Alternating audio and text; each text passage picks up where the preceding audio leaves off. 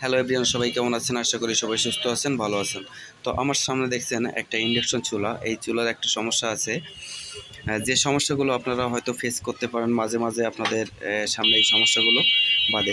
তো কিভাবে এই সমস্যাগুলো ফাইন্ড আউট করবেন সেই একটা টপিক নিয়ে আপনাদের সামনে আসলাম। তো দেখতে থাকুন, ভিডিওটা টানবেন না। আর একটা রিকোয়েস্ট করব, যদি চ্যানেলটা সাবস্ক্রাইব করে না থাকেন তো আমার চ্যানেলটা সাবস্ক্রাইব করে রাখেন, তাহলে নতুন নতুন ভিডিও আপনাদের কাছে নোটিফিকেশন চলে যাবে। তো স্টার্ট বন্ধুরা। তো দেখেন, এই চুলাটার সমস্যা হচ্ছে চুলা হিট হওয়ার পরে 5 মিনিট পরে কিংবা 3 মিনিট পরে চুলাটা অটো স্টপ হয়ে যায়।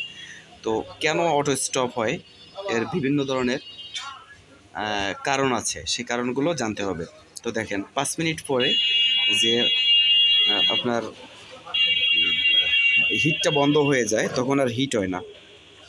তো দেখেন এখানে কিন্তু একটা জিনার ডায়েটের মতো, দেখেন এটা কিন্তু একটা সেন্সারের কাজ করে, এটা একটা জিনার ডায়েটের মতো দেখতে।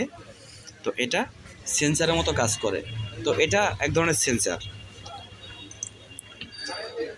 তো দেখেন এখানে আছে একটা মসফেট আছে, একটা ব্রিজ রেকটিফায়ার আছে, আর কয়েকটা ক্যাপাসিটার আছে।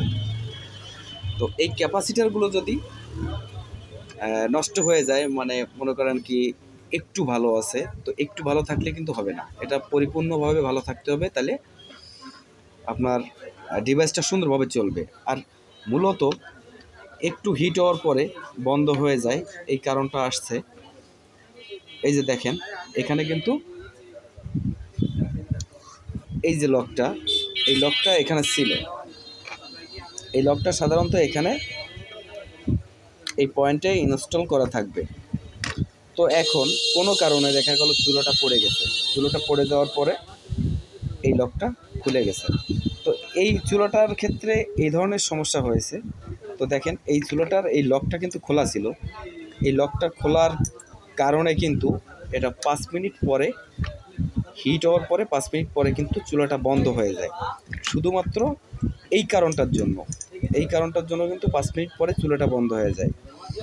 আর এই যে সেন্সারটা যদি কখনো নষ্ট হয়, কিংবা এখানে দেখেন পেস্ট আছে, এই পেস্টটা যদি ফেল হয় তাইলে কিন্তু আপনার 5 মিনিট পরে কিংবা 2 মিনিট পরে চুলাটা অটোমেটিক বন্ধ হয়ে যাবে, আর হিট নেবে না।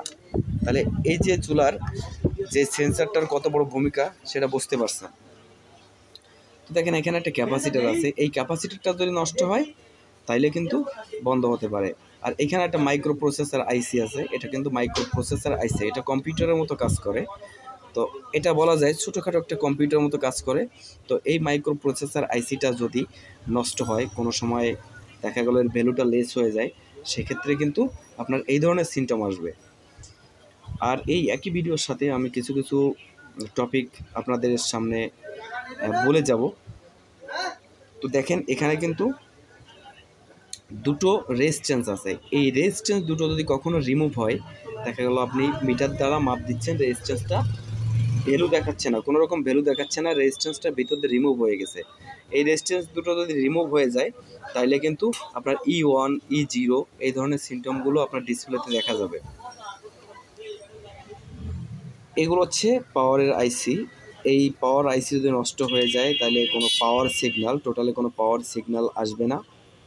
এই মসফেটটা যদি নষ্ট হয়ে যায় তাহলে আপনার E0 E1 বিভিন্ন ধরনের ভ্যালু দেখা দেবে ডিসপ্লেতে। আর এই মসফেটটা যদি শর্ট হয়ে যায় তাহলে আপনার সিরিজ লাইনে দিয়ে দেখবেন সিরিজটা পুরোপুরিভাবে জ্বলছে। তো বন্ধুরা, ভিডিওটা এইটুকুই ছিল।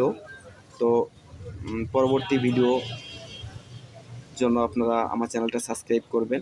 তো সবাইকে ধন্যবাদ, সবাই ভালো থাকবেন, সবার জন্য শুভকামনা রইল।